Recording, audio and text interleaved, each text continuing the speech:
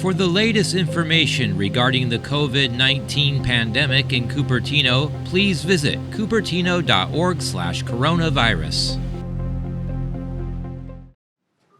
I came across a wonderful quote from Winston Churchill when talking about free enterprise. And he said, some people see free enterprise as a tiger that needs to be shot, others as a cow that needs to be milked. Not enough people see free enterprise for what it actually is, a healthy horse pulling a sturdy wagon.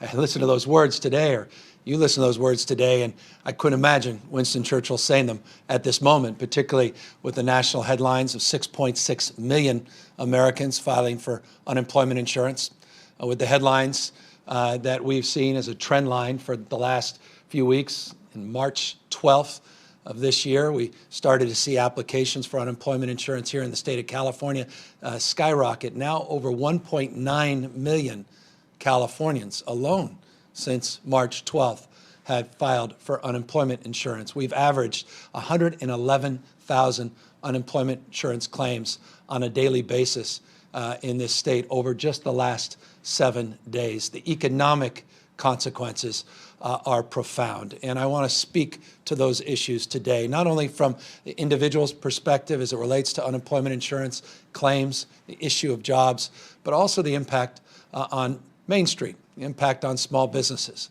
49% of state employees, or rather 49% of all private sector employees in the state of California are employed by small businesses, people that make a go of it, put everything on the line, take risks in ways large and small.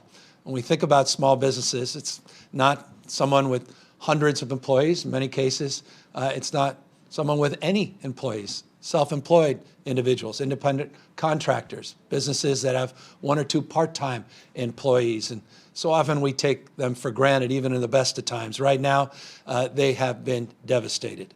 And I want to speak specifically about what the state of California is proposing to do for small businesses. And I also want to highlight what the federal government has done to help small businesses, because we will not be the beneficiary of that help unless we are aware of what it is exactly that is being provided and how we can access those supports. So let me begin with what the state is now announcing and advancing as it relates to supporting small businesses.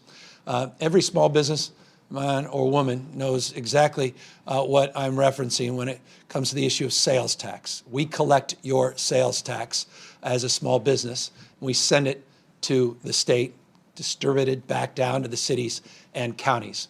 The customer pays the sales tax. We hold that into an account. Every quarter, we fill out forms, small business men and women, and I'm a former small business man, so I know a thing or two about this. And we send that money to the state. What we are calling for today is a one-year reprieve for small businesses where no fines, no penalties will be attached, where they can take upwards of $50,000 as a loan and not have to pay the state those sales tax receipts for 12 months. In essence, it is a bridge loan. The money that you've already collected, you will not have to pay the state for 12 months. No penalties, no interest, de facto a loan. I had previously signed an executive order extending for a number of months through July 31st the need to even file your sales tax. This extends beyond that as a reprieve so that upwards of $50,000 can be used as a bridge loan over the course of the next 12 months.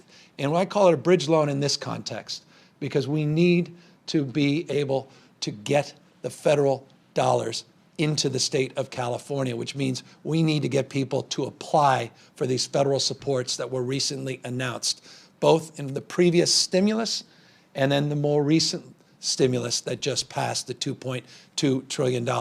There are two programs in particular I want to highlight, and they're incredibly important for small businessmen and women to take advantage of. Number one was the disaster injury disaster account. It's the small business loan related to injury related to the economic consequences of COVID-19. You can get a $10,000 loan up front as your application is being processed. you're presumed eligible for the dollars in that loan account. That loan provides upwards of $2 million for small businesses, payback over 30-year period, and interest rates of 3.75%, and for nonprofits in that category, 2.75%. We want to make sure people are taking advantage of that economic injury disaster loan program. We have information on our covid19.ca.gov website, covid19.ca.gov website, that will link you to the SBA, link you to the services and supports so that you can take advantage of that program. The other even more significant program was just recently passed in the CARES Act. Again, that's the $2.2 trillion act. This provides businesses up to $10 million loans if you continue to pay your employees. You have to provide 75% of all of that loan benefit to your employees, to payroll. This can be done through your bank, through traditional institutions, not just through the SBA. This is the Paycheck Protection Program, the PPP program, that is finally getting some attention. This is a profoundly significant program that has $349 billion of federal supports attached to it. This program starts tomorrow, and that's why it's incredibly important people start filling out the application, filling out the form to make sure that they are aware of their eligibility. And this is one of those things, a lot of people are going to be rushing to get the benefit of this program. Again, April 3rd is the first day to start drawing down those applications. So work with your bank, work with your lender, and if you commit to keeping your employees, even if you have no business, even if your business is closed, but you pay your employees, this is a grant program, not a loan program, where you are reimbursed for the costs. Again, the cap is $10 million, not insignificant. But there is a modest, well, modest is relative, but a 0.5% fee attached to it. Interest rates fixed at 0.5%. Above and beyond that, you have the capacity to substantially get all of that loan completely paid off by the federal government as a grant on the other side. It's all may sound very complicated. In many respects, it is. We just want to make it easier for folks. And again, go to our website, that covid19.ca.gov website, and we've got a link right there, and we'll link all the information to folks so they can take advantage of these programs. The reality, though, is not everyone can take advantage of these programs.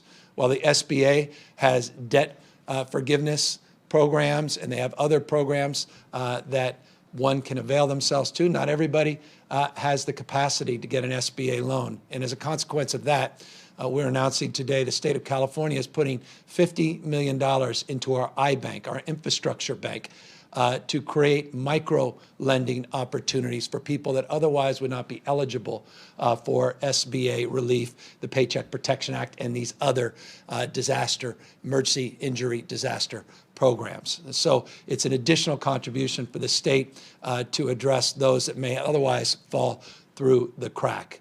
So that's an overall sense of what we're trying to do, to highlight those federal supports, advance some state relief through sales tax up to $50,000 for a year with no interest, no penalties, and then provide micro-lending opportunities through our iBank in the state of California.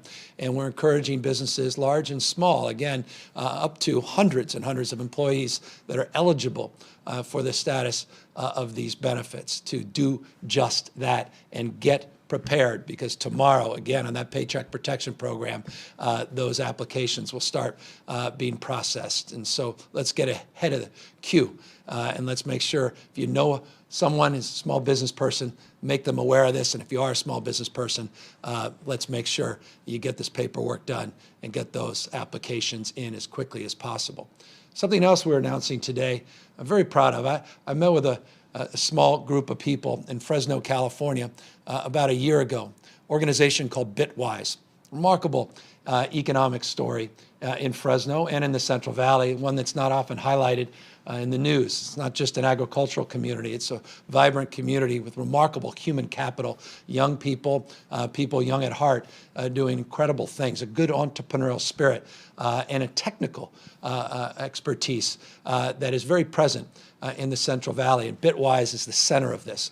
Bitwise has partnered with LinkedIn and Salesforce to create a new site called onwardca.org. onwardca.org. And that's about getting us back up on our feet.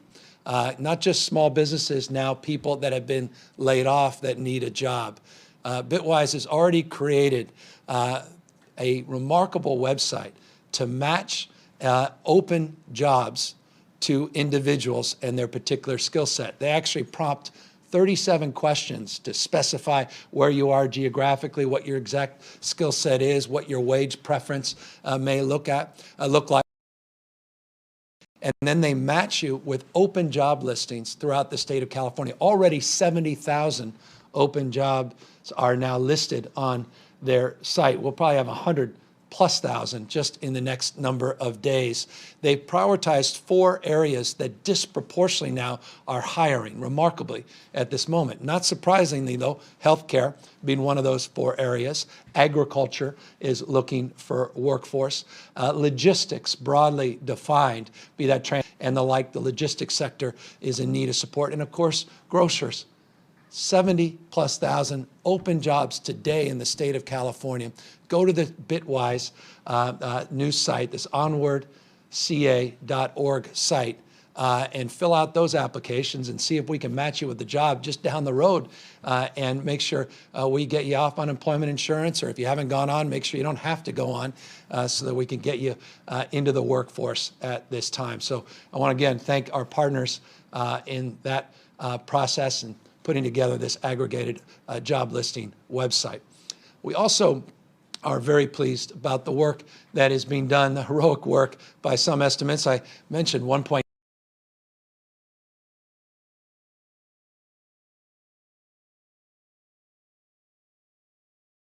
That's unprecedented, and it's overwhelming, the call volume at our department we refer to as EDD. That's our state department that's responsible for processing applications for unemployment insurance.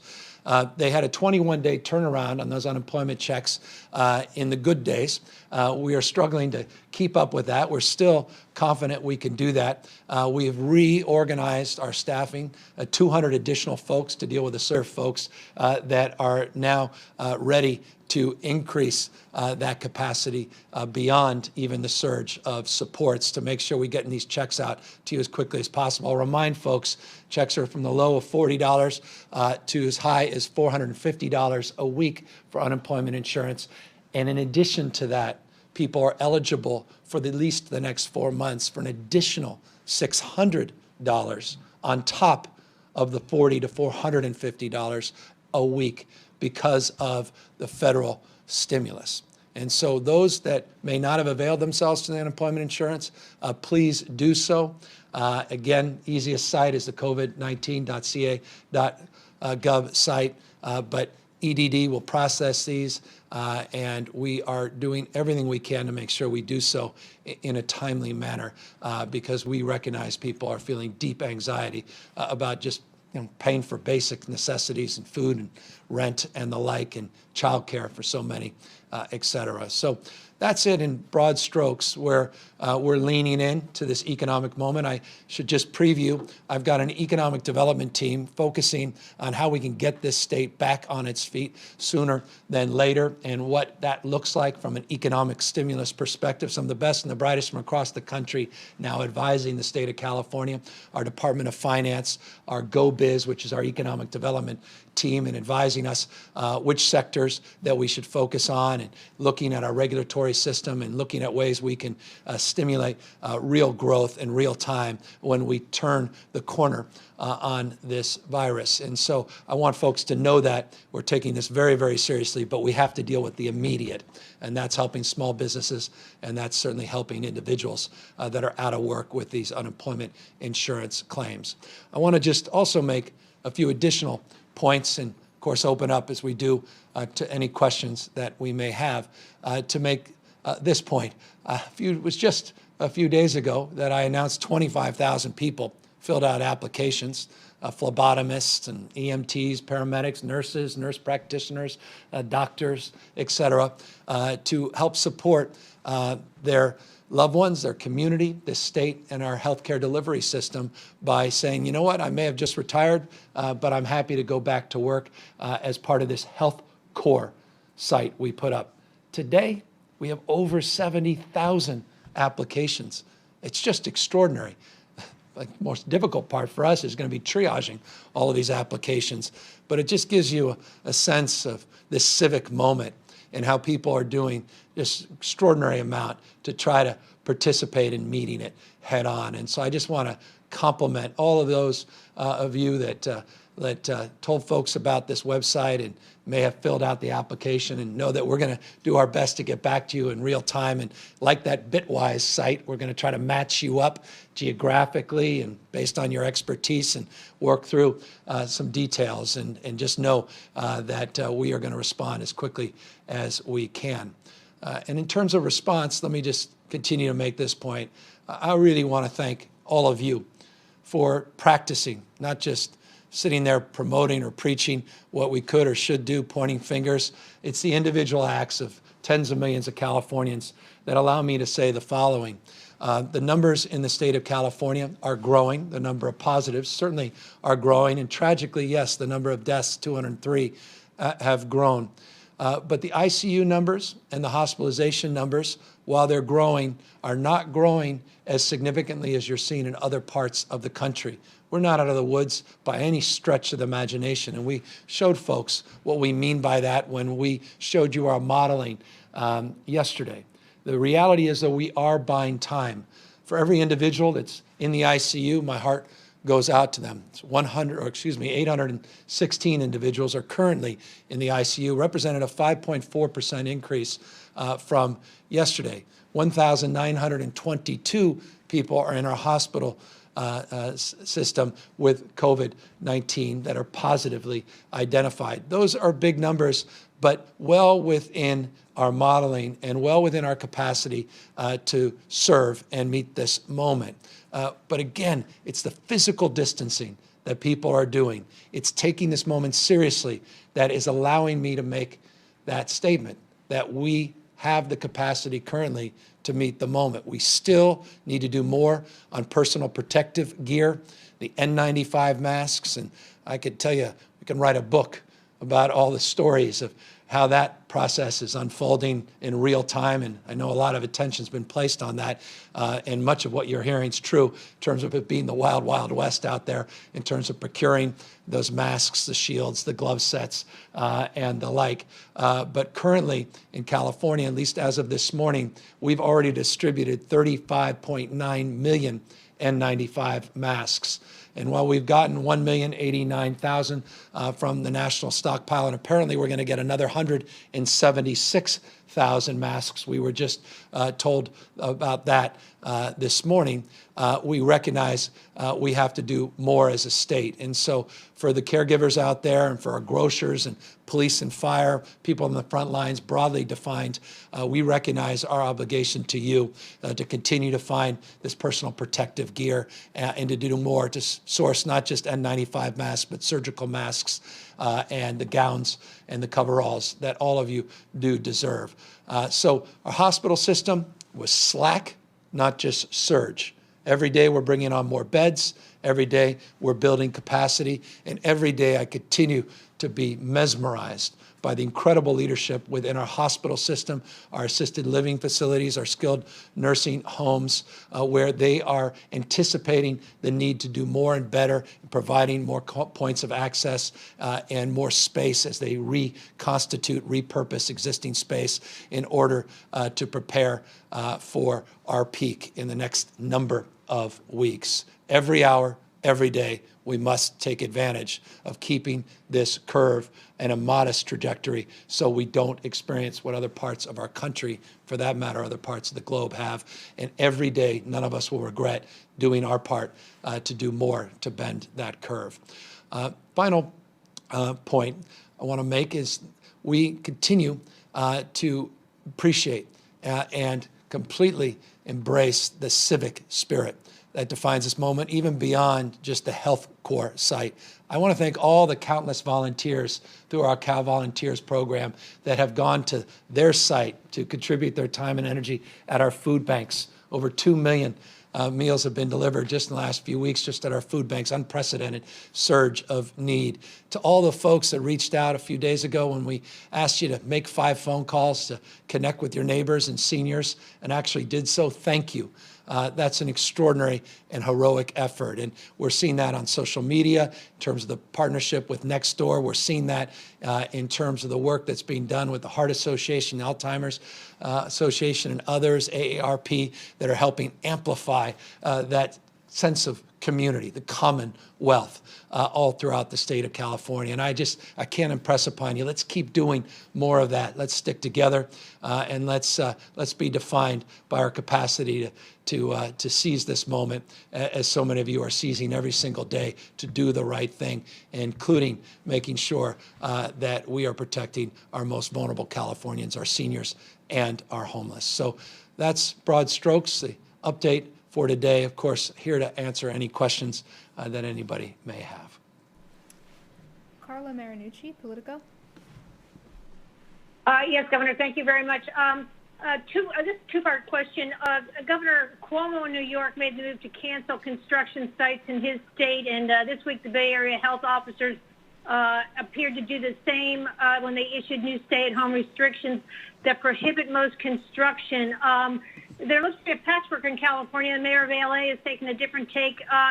If the building sites are safe and the construction industry says they're enforcing and adhering to some very strict guidelines, are you comfortable allowing construction to continue in California rather than doing what they did in New York and Boston? Yeah, the other question I just have really quickly is, April 10th is coming with the second half of property taxes due. Is there any suggestion that people can defer or waive those payments? So anyway, those are the two questions. Thank you.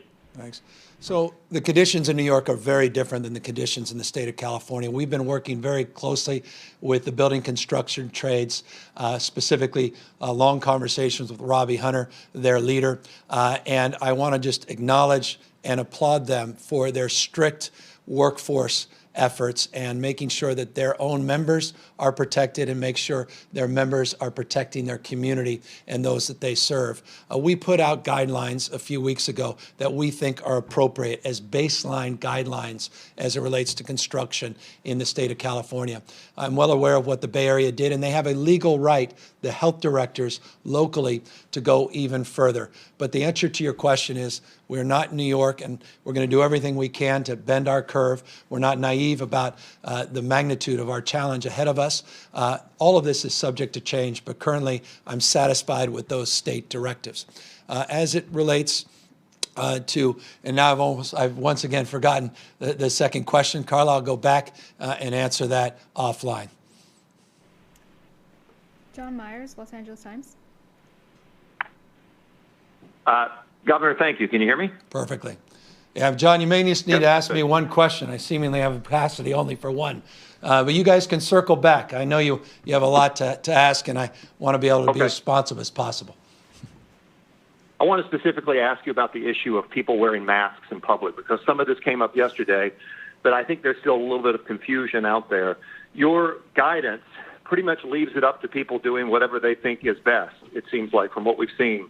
And that's not exactly what we've seen in Riverside, where they're being much more specific, and even LA Mayor Eric Garcetti, who was much more specific last night. So are you not comfortable with issuing a little bit more strong guidance on this because it's not the same everywhere in the state? Do you think those locals are doing the right thing and people should just listen to that? And what is the message about wearing a mask from your words? We were very clear in our message, no ambiguity, absolute clarity, first state to put out guidance saying that the masks are additive, not a substitute. I'll repeat that. Masks are not a substitute for physical distancing. That's crystal clear. It's incredibly important message to express. It's a very consistent message with Mayor Garcetti, and I think the message that was sent in Riverside as well. So there's continuity and clarity in terms of that message. Here's an additional point I want to make. We believe, and we put out guidelines, that if individuals want to have face coverings, that is a good thing and a preferable thing in addition to the physical distancing and the stay-at-home order. And we put out guidelines of what that looks like. The concern that we have about mandating it is referenced in my comments just a moment ago.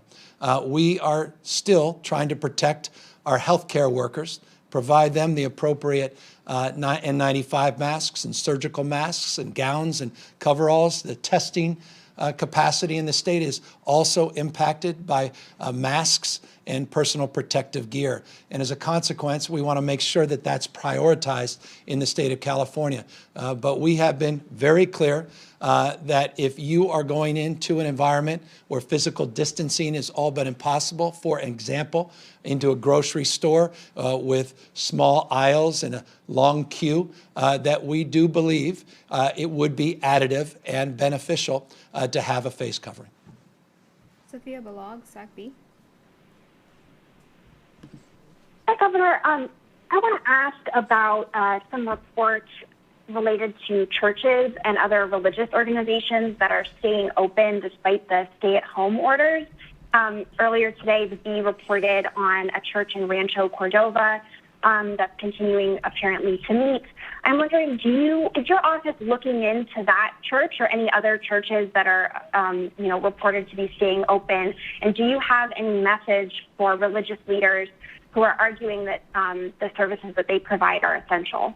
Well, with all due respect, it's essential that we practice physical distancing everywhere, period, full stop. And so I would highly encourage anyone that is not practicing physical distancing to reconsider it. And to the extent they refuse, we will apply social pressure. And to the extent possible, we will advance additional enforcement. Specific to your question about this specific site, I am not aware of any ongoing enforcement. As you know, the protocols for enforcement are bottom up, not top down. And so we would look to local leaders to enforce those policies first, and to the extent they need support from the state of California, we would avail ourselves to supporting additional enforcement. Angela Hart, Kaiser Health News. Hey, Governor, thank you. I wanted to ask you, we're getting some reports about tents being used by the state, by the administration at California state hospitals, and I wanted to ask if that is happening, if so, to what degree, and is that part of your broader effort in caring for COVID-positive homeless people, as well as perhaps homeless people who don't have the virus? So tomorrow we're going to make some very specific announcements and update everybody on our efforts around homeless and the current status of our trailers that we announced a number of weeks ago, and the number of hotel rooms we're procuring, how we're prioritizing. We're going to lay out in detail our regional strategies, our regional partners, county by county, and then we'll be able to provide you clarity in terms of your question. Again, this time tomorrow, we will specifically be laying those things out. Laurel Rosenhall, Cal Matters. Hi, thanks so much. I was wondering generally how you are preparing for the state budget that's upcoming, the May revise, and specifically whether you intend to continue advancing the idea of providing health insurance to undocumented Californians who are over age 65, as you had proposed in January? Well, we have a workload budget, which suggests everything's on the table. The January budget is no longer operable in terms of the conversations I'm having with staff and conversations I'm having with legislative leaders. They recognize the enormity of this moment. 1.9 million unemployment insurance claims just since March 12th. The world has radically changed since the January budget was proposed. So everything is on the table. That's an honest and sober reflection of that reality. We certainly are being benefited modestly by the federal stimulus in terms of the state block grants. Cities and counties, though, will continue to struggle and suffer. And that's Carla's question, and now it's come back to me on the issue of property tax, which they disproportionately rely on and is the one source of funding that does not come to the state of California. Local property taxes, CSAC, the county association, we had a call and they have requested that we not impose upon them any mandate or dictate from on high unless we are prepared to backfill the impacts of that mandate. And so, Carla, that's the answer to that question, but it's part and parcel of a totality of considerations, including the announcements I made today on deferral for 1 year of up to $50,000 in sales taxes. That's money that people need in counties and cities and at the state level. The magnitude of the impact of all of this is just coming into, I think, full light of day, and I think we should be prepared for substantial adjustments in our budget. Kathleen Renane, AP. Hi, Governor. I want to talk about testing. So it's my understanding that California has a testing backlog of somewhere around 59 or 60,000 tests that we just haven't yet processed. And yesterday, LA's county health director was saying that some people are waiting up to 12 days for the results. So what are some of the specific things that we're doing to reduce this backlog as we ramp up testing? You know, are we adding capacity to analyze tests? How are we making sure that this backlog doesn't just grow as we ramp up testing? And further, has the state sent guidelines to counties about what data they should be collecting and sharing with the public when it comes to testing? Well, very, very specific guidelines have been sent out to the counties some time ago, not just the counties. I'll remind you there's really 4 buckets of testing in the state of California. You have academic institutions that are testing. You have the state labs that are testing. You have the commercial labs that are testing. And then you have all of these private sector point of care labs that are popping up everywhere. And so we have sent out detailed requests that not only we get the number of positives once those diagnostic results come back, but the number of negatives. We had protocols in the past where the commercial labs and others were only providing certain information, not the totality of the information. And that's why, as you know well, a few weeks ago, we've been very transparent about this. We said those numbers would change, and they did.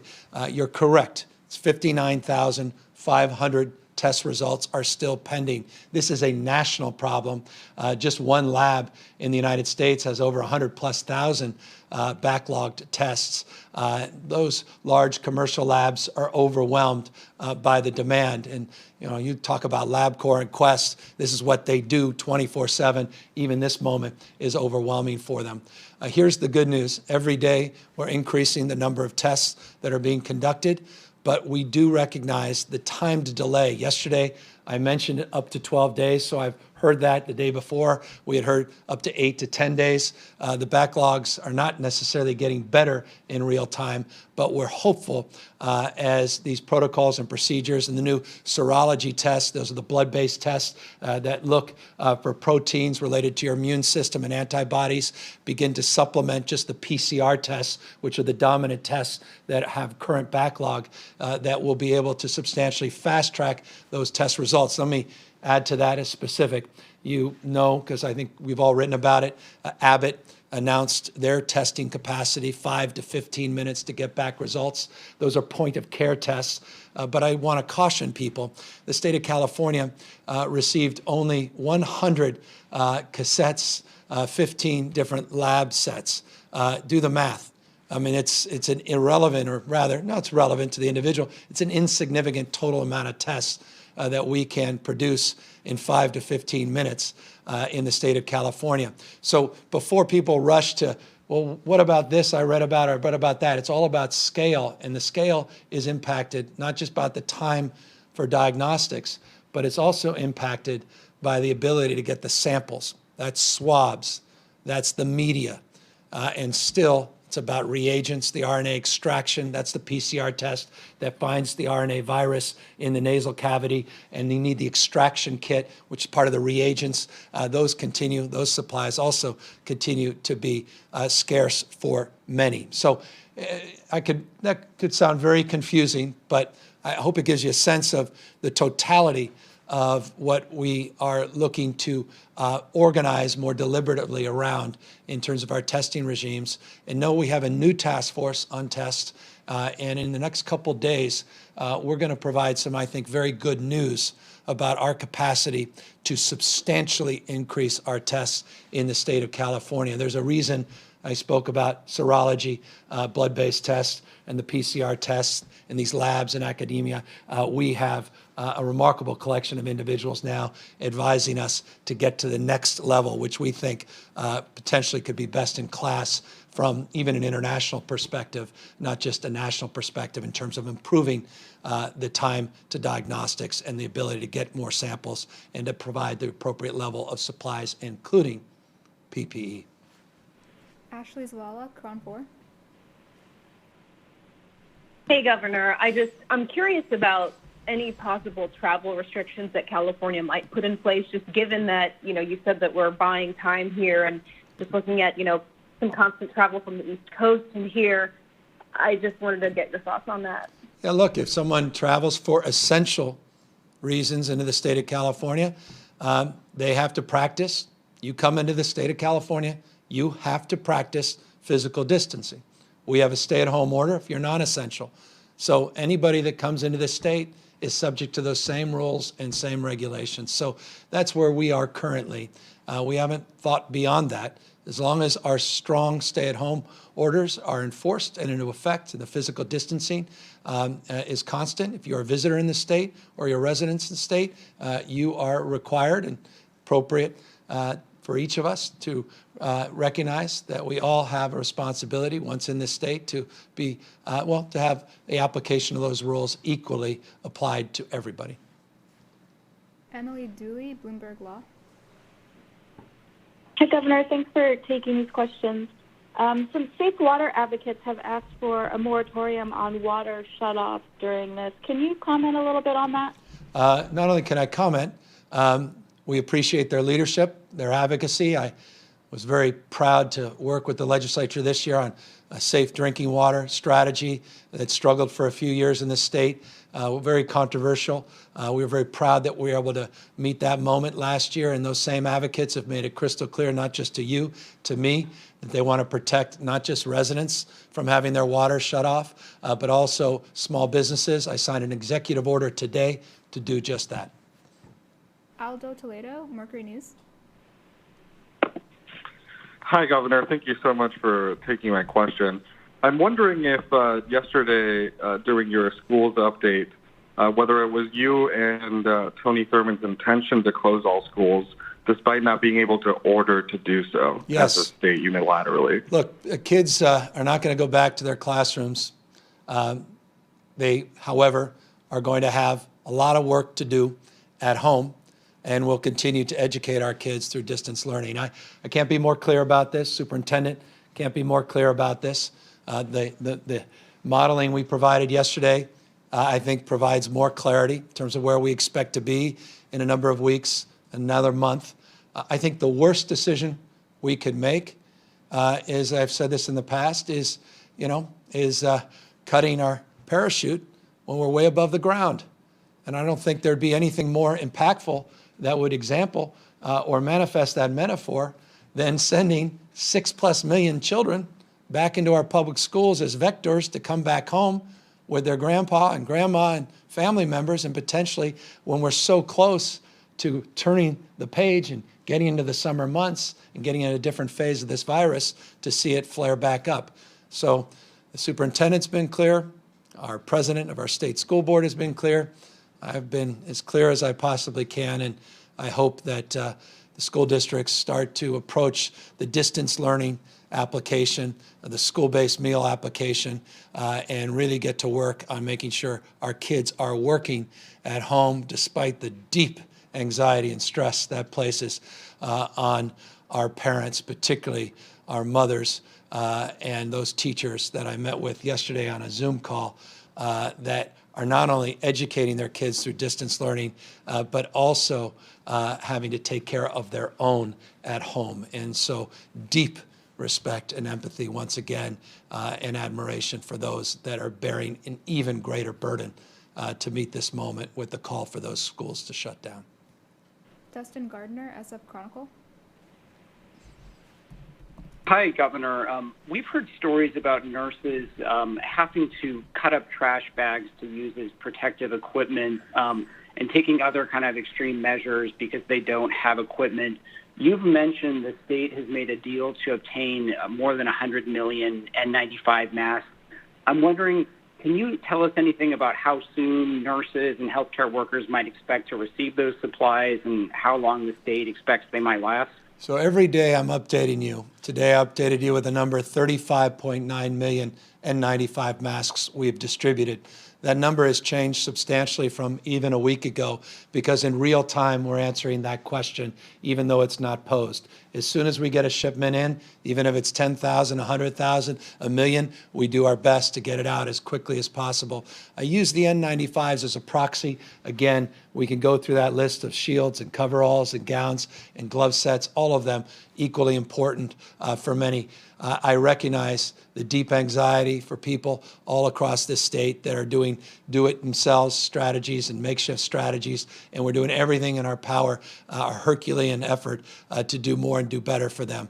So we have folks all around the world. We've got shipments coming in partnership with FEMA, Department of Defense, that come in on a daily basis. I talked about the 179 or 176,000 masks coming in our fourth shipment from the national stockpile, just the N95s. I'm working almost 24/7, it's not a gross exaggeration, as a conduit to these logistics. And I will just say, as an example, not all of it goes well. Shouldn't surprise you. I'll give you an example. We had a shipment that came in Texas, and it was sent back. Why? Because all the masks were moldy. That's something that's going to happen when you're shipping things from around the world and you're trying to get folks to move quickly. Others have been turned back at the border in Mexico, so we work through this. We anticipate this. It's a huge logistics operation. And in addition to that, we're working domestically with partners within the state of California to begin to repurpose their facilities. I mentioned the partnerships, including the private sector, not just Apple that procured masks for us, not just the work that's being done on ventilators from companies like SpaceX or the work being done by Virgin Orbit, but 7-Eleven that provided at their Stockton warehouse masks for the state. So as soon as they come in, we get them out. They can't come in soon enough. Katie Orr, KQED. Hi, Governor. I just wanted to follow up on the property tax deadline. So it seems like you're saying the counties have asked you not to extend the April 10th deadline unless the state can make up for what's lost. What do you say to homeowners who can't afford to make that payment right now? Well, we're working to try to, look, the assessors and the counties make that determination. This is not the state's money, unlike a lot of other taxes that are collected. We've made great progress on the residential side. We're trying to make even more progress on the commercial side, and that's a preview to conversations we're having with some of our nation's largest banks as well, similar to the residential mortgage and the forbearance deal that we just announced. We are assessing our options as it relates to property tax, and I deeply recognize that anxiety as someone like you and others perhaps that pay those property taxes to see what we can do. We're working with the counties. They're very anxious, as I said, in this space, and we're seeing if there's ways to soften this. So this is a conversation in real time. But again, the purpose of full transparency. They were very clear, the assessors and the county officers, about their hope and expectation. But I am carrying that weight as governor of the state of California to answer the question to you and the millions of homeowners in the state that are feeling that anxiety coming up on April 10th. And we're going to see what our options are and see what we can do to help in this moment. But I don't want to overpromise in this space. Taryn Luna, LA Times. Governor, you've talked about the need for community surveillance testing, and we'd like more details on that. Where has community surveillance testing been done so far? How many people have been tested, and what are the results? Yeah, so we'll put that out. I told you we've got this new workforce. I talked at length about the PCR versus serology and our new efforts there. We'll be announcing, so you'll have exactly what you're looking for, an update of all of the tests that have been done, where they're getting done, who's doing them, what the specimen collection challenges are, what the RNA extraction and reagent challenges are. We're going to put all of that out. You'll be very, I think, satisfied with those details. There are dozens and dozens, hundreds and hundreds, thousands and thousands of points. And we want to make sure when that information is provided, it is as accurate as you would expect and demand of me, and I expect and demand of my Director of Health and Human Services that is leading that effort. Karma Dickerson, Fox 40. Hi, Governor. Thank you for talking about the unemployment claim, specifically what EDG is doing to try to increase capacity. But this question goes to more along the lines of the Federal CARES Act, the unemployment expansion there, people who would not have typically been covered under unemployment, for example, wanting an extra 13 weeks of benefits, or the self-employed. They currently have no option on applying at this point. EDD says they have not gotten the guidance from the federal government. And so there are people who have been told you're newly covered but have no option of applying. And for example, someone like a hairdresser, depending on when her stay-at-home orders came down, hasn't had a paycheck in nearly a month, and based on processing times would be, at least another month. Yeah. Is there anything that can be done to get some clarity between the federal and state EDD offices? Well, this is where I'm very pleased to say that I have Julie Sue on the line. And Julie is our labor secretary and is asking and answering exactly this question, among many, many others, on a daily basis, an hourly basis. And let me ask Julie to opine and give you some more specifics about those circumstances, which we are very familiar with. Julie? Thank you, Governor. Of course. So the Federal CARES Act has a number of different components. And just to be really clear, some of them do apply to traditional unemployment insurance, right? There's the $600 a week for up to 4 months that people who are applying for unemployment insurance will be eligible for, and we have been gearing up and are ready to get those payments out as early as next week, barring any last-minute requirements that the Federal Department of Labor puts into place. But you're asking about the pandemic unemployment assistance, which is for individuals who are not eligible for unemployment insurance. These include the self-employed, true independent contractors, and we have been working with the Department of Labor to get more guidance. In the meantime, we are putting up some information about it. So if you go to, you can go to the labor agency, the labor.ca.gov COVID-19 information to find out more about that. But we are working diligently to both get the information we need from the federal government and to stand up some information here to make sure that as soon as the federal money is available, that we are able to get it out. Thanks, Julie. And I want to acknowledge Julie's incredible leadership. She's been hosting webinars in this space. We worked in our partnership. I want to just thank Univision for their efforts to make sure that we are truly culturally competent in terms of the outreach in the state of California in this space. She has over 1,200 advisors, 80 different locations throughout the state of California that are trying to triage and answer those questions quite literally in real time. So we have a lot of work to do. The magnitude of this is, again, without precedent. Good enough never is, and we recognize the deep responsibility and the burden that it is on us, Julie, and her incredible team over there to be able to answer those questions to help people that are at a point of deep anxiety and crisis. Another question? Jim Roop, Westwood One News. Thank you, Governor, very much. And please thank the first partner, too. That's one understanding spouse you have there, I'll tell you. Interested to know, because based on the president's comments and comments from other governors around the country, April seems to be a make or break month in many respects. You laid a bunch of stuff out yesterday with Dr. Galley in the charts of what could happen if we really try to flatten that curve. So could you tell me in your words, what do you think the next 2 or 3 weeks looks like in the state of California? Look, I've mentioned this in the past. I'll repeat it. The number I wake up to every single day is the number of hospitalized that are COVID-19 positive and the number of people in the ICU. Again, those numbers, 1,922 COVID positive that have been hospitalized and 816 that are in the ICU. We look at our capacity within the system to surge, and we look at our capacity to meet this from a human resource perspective and with the appropriate level of protective gear. That's the line that we are modeling. I was encouraged this morning. It's devastating for the individuals, but in terms of that trend line, to see just a 5.4% increase in those ICU numbers. Remember, a week or so ago, we saw almost a doubling overnight. That created, obviously, pause and some concern. So day to day, it matters, but we like to see trends.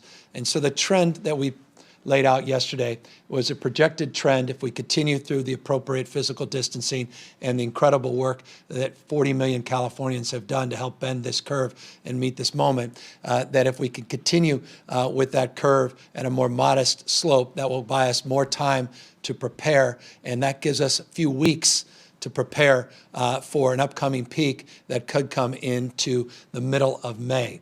That's a very different expectation than other parts of the country, but that's our basis of our current modeling, which, as I continue to remind people, is subject to change any given day.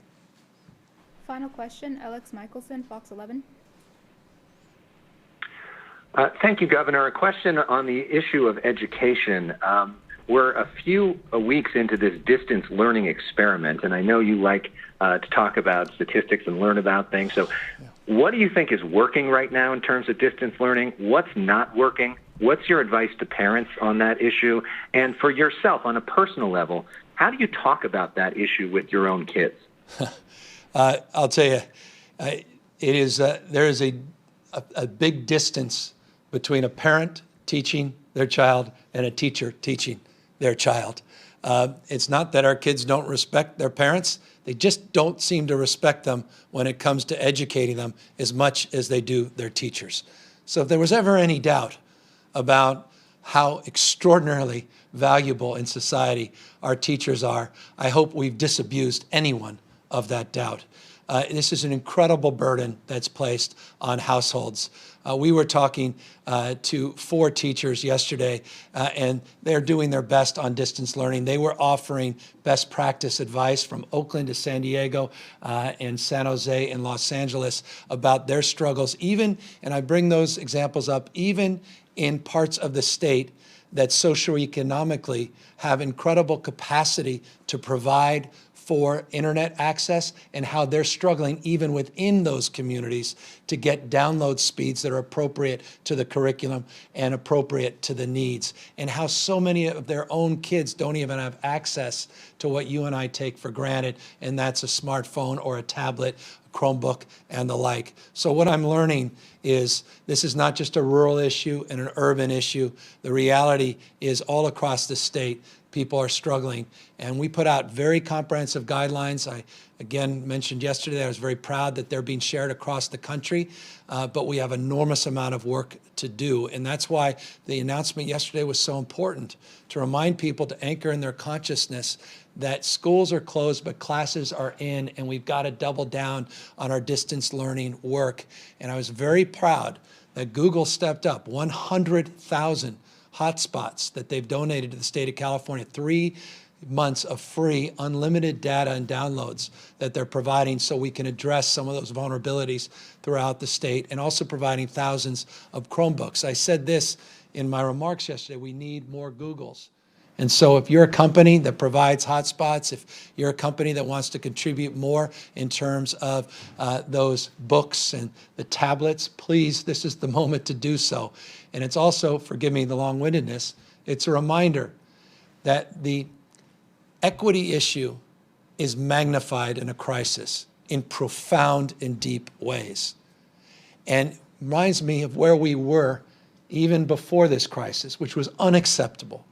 The digital divide and the disparities that exist in this state and in this nation, we must confront them head on. And this is just a prime example of that. And so if there's anything good that comes out of it, it's going to be protocols and procedures that not only are seared in our mind and memory, but in our frame of reference moving forward and in our resolve to address those issues much more proactively. Any other questions? Renee Santos. Renee. Kalia. Governor, question specifically in regards to beds. When should we be seeing the beds arrive in Sleep Train Arena? Are beds going anywhere else in the Sacramento region? And who will staff it? Yeah, so the Sleep Train, we just signed the contract. Army Corps of Engineers has been working to spec out what needs to get done there. We now have a contractor on the site, and we're working with California-based labor. These things, trust me, matter, and it's been part of a logistics effort that people are working overtime to secure. The total number of beds, plus or minus, currently is 393, plus or minus, but that gives you a sense of the range. In the next 10 to 14 days, you're going to see a lot of progress in that specific site, but it's part of the total surge package. That's just one example. We have also spec'd out, they've looked, the Army Corps of over 24 sites in the state of California, from the Oakland Coliseum, not just Sleep Train Arena. We have motel and hotel rooms that are be available not just for homeless, but also hospital surge. And we are working very collaboratively with Mayor Steinberg in terms of localizing, to your question around Sacramento and the county, their surge capacity and planning needs as well. So thousands of units are up and running. All those FMS sites have been identified, the 2,000 beds that come from the federal cash.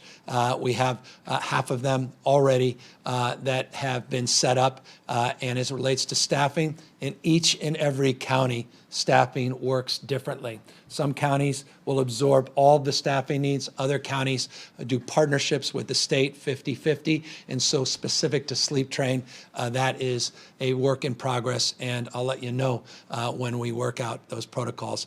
Let me just end by making one additional point.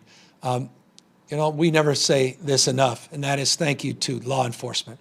Thank you to police officers, sheriffs.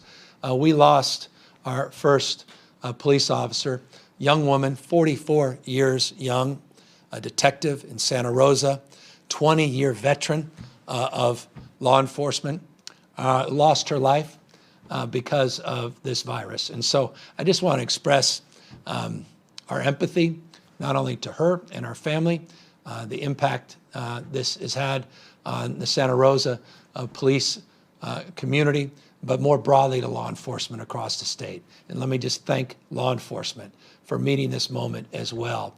And thank you for putting on a badge every damn morning to keep people safe. And it's a reminder of how vulnerable law enforcement is as well. Take care, everybody.